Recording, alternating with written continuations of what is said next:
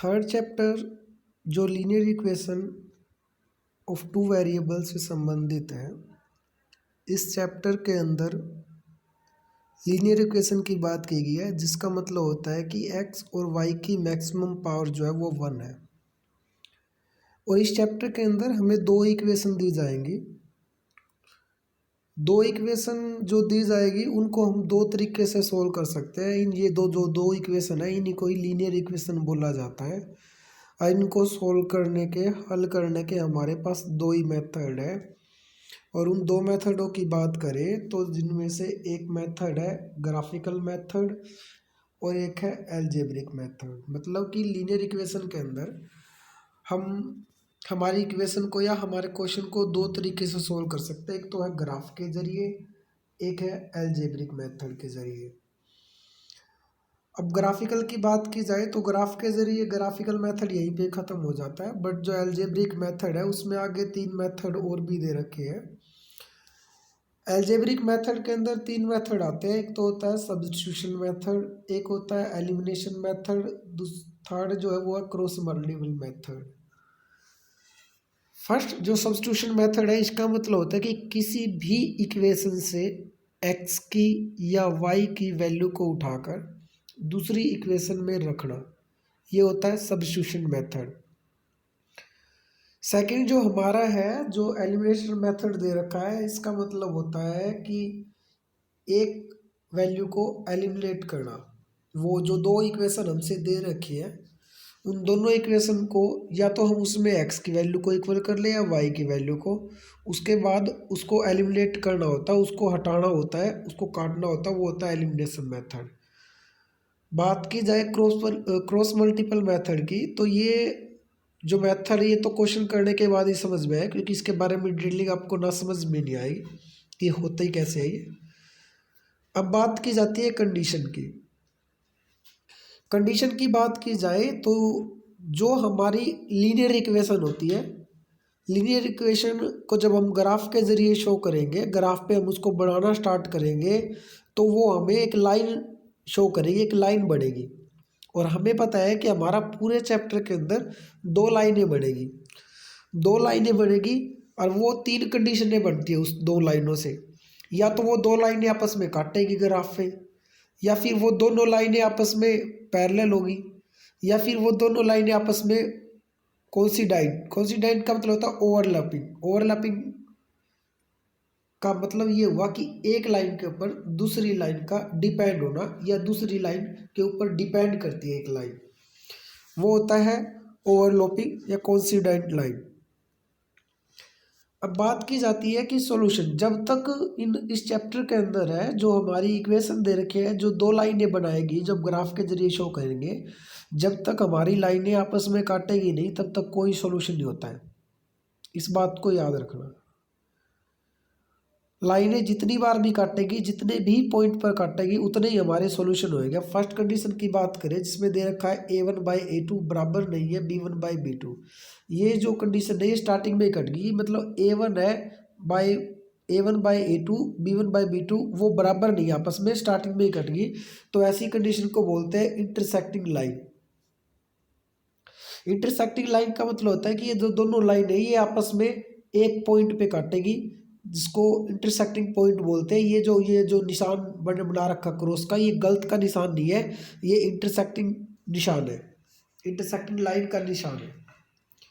अब आपको पता है कि इस कंडीशन में जो हमारी जो दोनों लाइन है वो एक पॉइंट पे काट रही है, तो इसके अंदर अगर आपसे कोई सॉल्यूशन पूछे तो मैंने आपको बताया कि लाइनें जितने पॉइंट पे काटेगी उतने ही सॉल्यूशन निकलेंगे। यहाँ पे जो हमारी इंटरसेक्टिंग लाइन है वो एक पॉइंट पे काट रही है, तो इसका मतलब इसमें सॉल्यूशन हो गए वन सॉल्यूशन। और वन सॉल्यूशन का दूसरा नाम है यूनिक सॉल्यूशन। जैसे बोलते हैं ना यूनिट स्ट्रेंथ, एकता में बल है, वही मतलब यहाँ पे है। अब जो लास्ट में दे रखा है कंसिस्टेंट एंड इनकंसिस्टेंट। कंसिस्टेंट का मतलब क्या होता है? कंसिस्टेंट का मतलब होता है पेयर की बात करेगा आपसे कि पेयर कैसे है। हिंदी में बात करूं कि युग्म कैसे बनेंगे, संगत या असंगत। जब जब हमारे क्वेश्चन के अंदर सॉल्यूशन निकलेंगे तब तब हमारे जो पेयर है वो कंसिस्टेंट रहेंगे। अगर सॉल्यूशन नहीं है तो इनकंसिस्टेंट आ जाएगा। अब बात करते हैं सेकंड कंडीशन के ऊपर। सेकंड कंडीशन जो दे रखी है a1/a2 बराबर है B1/B2 बराबर नहीं है C1/C2। ये जो कंडीशन है ये पैरेलल लाइन को शो करती है। पैरेलल लाइन आपको फिगर दिखाई दे रही है, मैंने फिगर बना रखी है पैरेलल लाइन की, जो पैरेलल लाइन को शो कर रही है। और आपको पता है कि जो पैरेलल लाइन होती है वो आपस में कभी नहीं काटते, चाहे हम उसको कितना ही आगे बढ़ा लें या कितना ही पीछे ले जाए, कभी भी आपस में नहीं काटेगी। और मैंने आपको एक बात और बता दी कि जब तक लाइन आपस में काटेगी नहीं तो हमारे पास कोई सोल्यूशन नहीं है, हम उसका कोई आंसर नहीं निकाल सकते हैं। इसीलिए अगर इस कंडीशन के अंदर अगर हमसे बात करें कि सोल्यूशन क्या आएंगे तो नो सोल्यूशन। क्यों नहीं है? क्योंकि अब वो लाइनें आपस में काट ही नहीं है तो सोल्यूशन कहाँ से आएंगे? सोल्यूशन नहीं आते हैं। उसके बाद बात करते हैं पेयर की। भाई संगत हो गया, असंगत हो गया, कंसिस्टेंट हो गया, इनकंसिस्टेंट। जब हमारे जो लाइनें आपस में नहीं काट रही है, कोई सोल्यूशन ही नहीं है, तो इसका मतलब पेयर कैसे बनेंगे? तो जो पेयर है हमारे वो इनकंसिस्टेंट बनेंगे। बात आती है अब थर्ड कंडीशन की। थर्ड कंडीशन की बात करें जिसमें दे रखा है A1/A2 बराबर है B1/B2 बराबर है C1/C2। जब ऐसी कंडीशन होती है तो इसका मतलब होता है कोइंसिडेंट लाइन। ये जो कंडीशन है हमारी ये कोइंसिडेंट लाइन को शो करती है, जिसका मतलब होता है कि एक लाइन के ऊपर दूसरी लाइन का डिपेंड होना। और हम जानते हैं कि जो लाइन होती है उसको हम कभी भी नहीं माप सकते, वो दोनों तरफ चलती है। और लाइन होती क्या है? जो लाइन है अ, वो पॉइंटों का कलेक्शन होता है। बहुत सारे पॉइंट होते हैं, उनको इकट्ठा करके उनके कलेक्शन को हम लाइन से शो करते हैं। लाइन बनती है उन पॉइंटों से। और जो दूसरी लाइन है, क्योंकि हम इस चैप्टर में दो लाइनों की बात करें तो इस कंडीशन के अंदर है जो एक लाइन है वो दूसरी लाइन के ऊपर डिपेंड है। और मैंने बोला कि जितने पॉइंट पे वो काटेगी उतने ही हमारे सॉल्यूशन निकलेंगे। अब आपको पता है कि हम लाइन को नहीं माप सकते। अब लाइन के ऊपर कितने पॉइंट है उनको नहीं माप सकते, तो हम ये भी नहीं पता लगा सकते कि जो दूसरी लाइन जो उसके ऊपर डिपेंड कर रही है, जो उसके ऊपर है, वो कितने पॉइंटों पे काटेगी। बहुत सारे पॉइंट होंगे, क्योंकि जो लाइन होती है वो बहुत सारे पॉइंटों से मिलकर बनी होती है, इसलिए बहुत सारे पॉइंट है जहाँ पे ये दोनों लाइनें आपस में काटेगी। अब अगर इसके सोल्यूशन की बात करें तो मैनी सोल्यूशन हो गया, क्योंकि बहुत सारे पॉइंटों पे काटती है, पूरी लाइन ही उसके ऊपर डिपेंड है। इन्फिनिटी मैनी सोल्यूशन भी बोलते हैं। अब बात की जाए कि इसके जो पेयर है वो कैसे बनेंगे।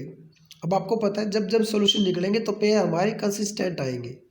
तो यहाँ पे जो हमारे पेयर है वो कंसिस्टेंट एंड डिपेंडेंट आएंगे। डिपेंडेंट का मतलब क्या होता है? आश्रित, कि एक लाइन दूसरी लाइन के ऊपर डिपेंड है, आश्रित है, टिकी हुई है। तो इसलिए हमारे जो सॉल्यूशन है वो डिपेंडेंट और कंसिस्टेंट आएंगे।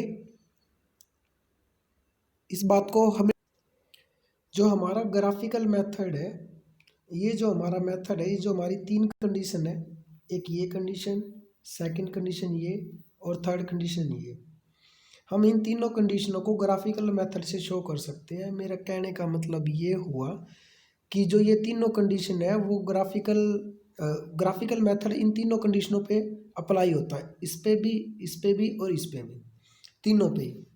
बट अगर हम बात करें जो हमारा एल्जेब्रिक मेथड है उसके अंदर जो हमारे तीन मेथड दे रखे हैं, सब्स्टिट्यूशन, एलिमिनेशन और क्रॉस मल्टीपल मेथड है, तो इस बात को ध्यान रखना कि जो हमारे ये तीनों के तीनों जो मेथड है वो ओनली सिर्फ इस ही कंडीशन पर अप्लाई होते हैं।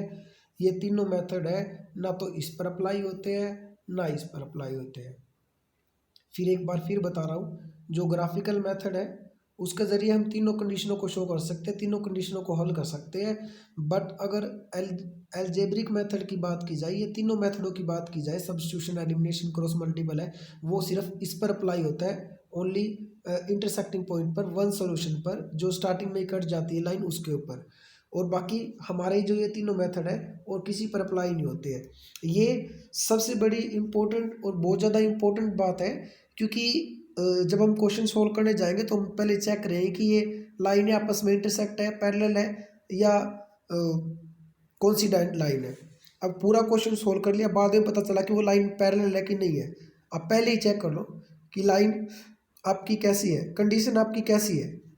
कंडीशन ये वाली है या ये वाली है या ये वाली। अगर आपकी कंडीशन ये दो आती है तो आप समझ जाओ कि इस क्वेश्चन को वहीं पे छोड़ना है। इन दोनों कंडीशनों पे आपके ये तीनों मेथड अप्लाई नहीं होते। अगर आपकी कंडीशन ये है, ये वाली आपकी कंडीशन है, तभी आपका क्वेश्चन है वो आगे चल सकता है। नहीं तो दूसरी जो कंडीशन है, जो बाकी दो कंडीशन है हमारी, उन पे हमारा कोई भी क्वेश्चन है वो सोल्यूशन नहीं हो सकता है, उसको वहीं पे हमने छोड़। ये थी इस चैप्टर की मेन डिटेलिंग। धन्यवाद।